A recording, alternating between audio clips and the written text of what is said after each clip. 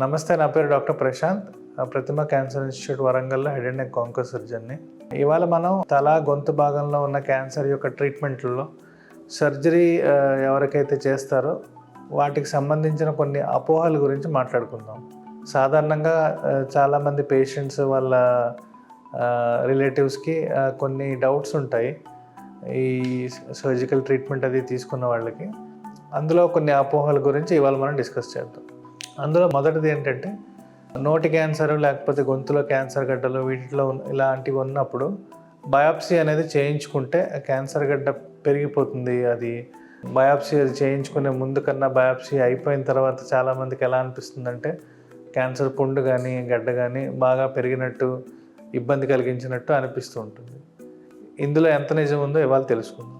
సాధారణంగా బయాప్సీ అనేది మనకి రోగం ఎలాంటిది తెలుసుకోవడానికి ఒక శాంప్లింగ్ అన్నమాట.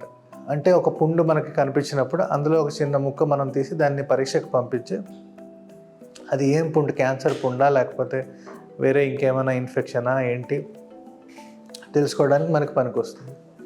ఈ బయాప్సీ అనేది మనకి లేకపోతే మనకి డయాగ్నోసిస్ అనేది కన్ఫర్మ్గా మనం చెప్పడం కుదరదు.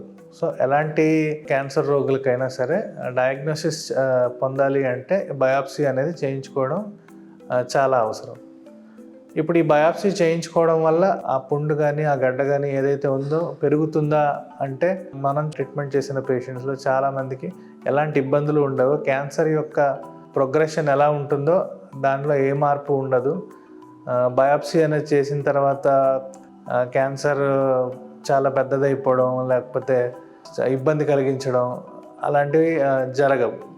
కానీ కొంతమంది పేషెంట్స్కి అనిపిస్తుంది మా బయాప్సీ చేయించుకున్న తర్వాత పుండు పెరిగిపోయినట్టు, నొప్పి పెట్టినట్టు, వాపు వచ్చినట్టు.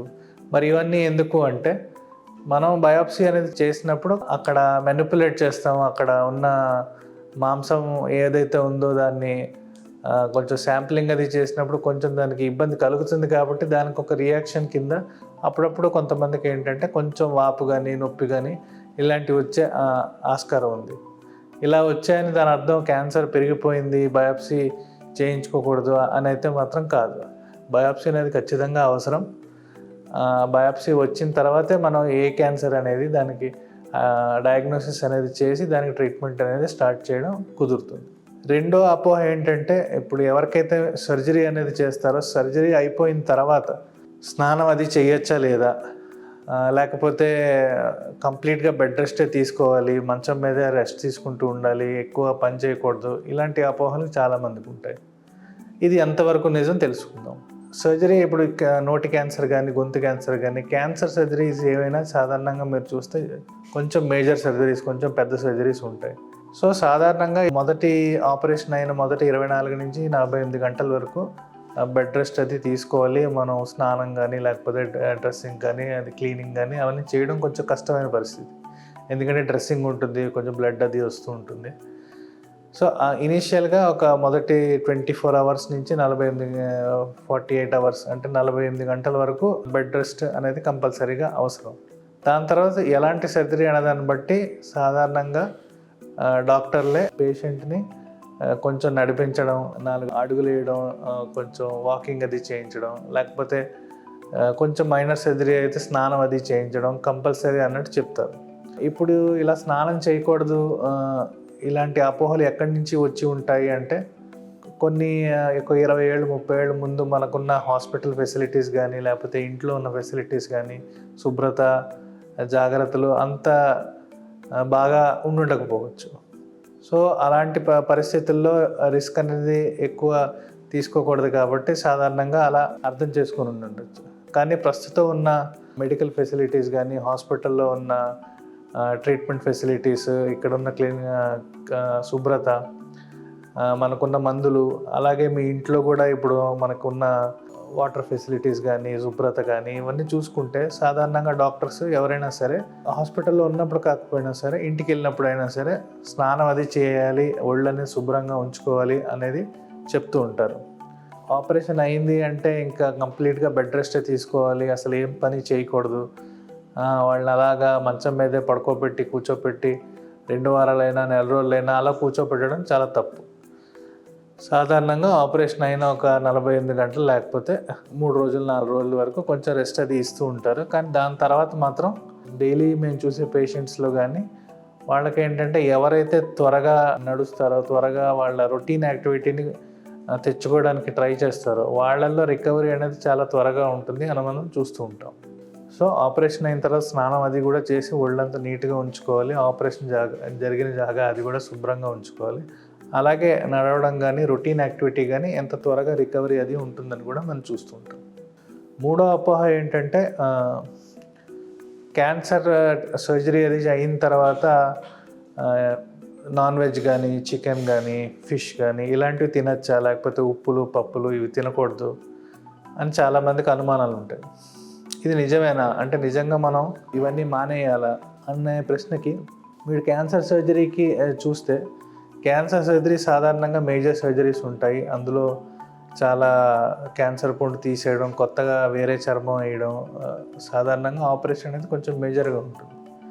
సో ఇలాంటి పరిస్థితుల్లో ఒక పేషెంట్కి మనకి సాధారణమైన శక్తితో పాటు ప్రోటీన్ ఎనర్జీ ఇవ్వడం కూడా చాలా ఇంపార్టెంట్. సో ఈ ప్రోటీన్స్ అనేవి మనకి ఎక్కువగా మనకి నాన్ వెజ్లోని, లేకపోతే పప్పుల్లోని, ఫిష్ కానీ, చికెన్ కానీ, లేకపోతే గుడ్డు, కోడిగుడ్డు వీటిలో ఎక్కువగా లభిస్తూ ఉంటుంది.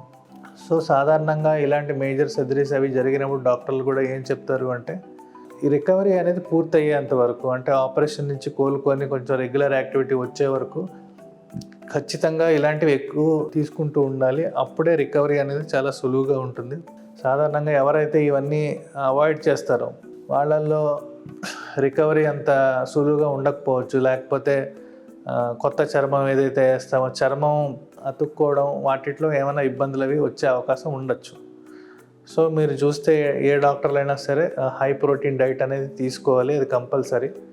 ఇవన్నీ తీసుకుంటే రికవరీ అనేది చాలా సులువుగా ఉంటుంది అని సజెస్ట్ చేస్తారు. మరి ఎవరు ఈ నాన్ వెజ్, పప్పులు, ఉప్పులు ఇవి మానేయాలి అంటే రికవరీ అనేది అయిపోయిన తర్వాత ఎవరికైతే ఇంక ట్రీట్మెంట్ అది కంప్లీట్ అయిపోయిందో వాళ్ళకి, ఎవరికైతే ముందు ఇలాంటి అలవాట్లు కొంచెం మసాలా కానీ, లేకపోతే ఆయిల్ ఫుడ్స్ కానీ ఇలాంటివి ఎక్కువ తినే అలవాటు అది ఉంటుందో వాళ్ళకి సాధారణంగా ఏంటంటే ఇవన్నీ పూర్తిగా మానేయడం కానీ, లేకపోతే బాగా తక్కువ మొత్తంలో తీసుకోవడం అలాగా సజెస్ట్ చేస్తారన్నమాట. అలాగే క్యాన్సర్ రోగులకి ఇంకొక అపోహ ఏంటంటే క్యాన్సర్ అనేది ఒక మనిషి నుంచి ఇంకో మనిషికి వ్యాపిస్తుందా, క్యాన్సర్ రోగి ఉంటే ఇంట్లో ఏమైనా కొంచెం దూరంగా పెట్టాలా, చిన్నపిల్లల నుంచి పెద్దవాళ్ళ నుంచి అంత దగ్గరగా రానివ్వకూడదా, ఇలాంటి ప్రశ్నలు కానీ ఇలాంటి అపోహలు కానీ చాలామందికి ఉంటాయి. ఇప్పుడు ఒక వ్యాధి అనేది ఒక మనిషి నుంచి ఇంకో మనిషికి వ్యాపించే లక్షణం ఏదైతే ఉందో వాటిని అంటువ్యాధులు అంటారు అనమాట. ఇవి సాధారణంగా మనం ఇన్ఫెక్షన్లో చూస్తూ ఉంటాం. క్యాన్సర్ రోగానికి ఇలాంటి లక్షణాలు ఏమీ ఉండవు. ఒక మనిషి నుంచి ఇంకొక మనిషికి వెళ్ళడం అలాంటి లక్షణాలు క్యాన్సర్ యొక్క లక్షణం కాదు అది.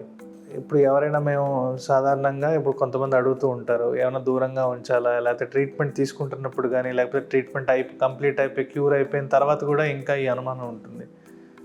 ఇంట్లో ఏమైనా దూరంగా ఉండాలా, పనికి వెళ్ళొచ్చా లేదా, బయట ఏమైనా కర్చీఫ్ అది ఏమైనా కట్టుకొని తిరగాల. సో ఇలాంటి అపోహలు ఏమీ పెట్టుకోకర్లేదు. క్యాన్సర్ అనేది ఒక మనిషి నుంచి ఇంకో మనిషికి వ్యాపించే వ్యాధి కాదు. అలాంటి ఆలోచనలు ఏమీ ఉండక్కర్లేదు. మరి మీరు అడగచ్చు, మరి కొన్ని క్యాన్సర్లు కుటుంబంలో తండ్రికి ఉంటే లేకపోతే తల్లికి ఉంటే పిల్లలకి రావడం ఇలాంటివి అవుతాయి కదా, మరి అదేంటి అని అడగచ్చు. అది క్యాన్సర్ అనేది కొన్ని క్యాన్సర్లు మనకి ఎలా ఉంటాయంటే జెనెటికలీ ట్రాన్స్ఫరబుల్ అన్నమాట. అంటే పేరెంట్స్ నుంచి పిల్లలకి ఇలాగ జెనెటిక్స్లో ఉన్న ఇబ్బందుల వల్ల అది ఫ్యామిలీలో రన్ అవుతూ ఉంటుంది. సో ఇలాంటి క్యాన్సర్లు ఏవైతే ఉంటాయో అవి మనం చూస్తూ ఉంటాం. ఒక కుటుంబంలో కొన్ని జనరేషన్స్ కంటిన్యూ అవ్వడం, లేకపోతే మ్యారేజ్ అది అయ్యి వేరే ఫ్యామిలీలోకి వెళ్తే ఆ ఫ్యామిలీలోకి ఇవి ట్రాన్స్ఫర్ అవ్వడం.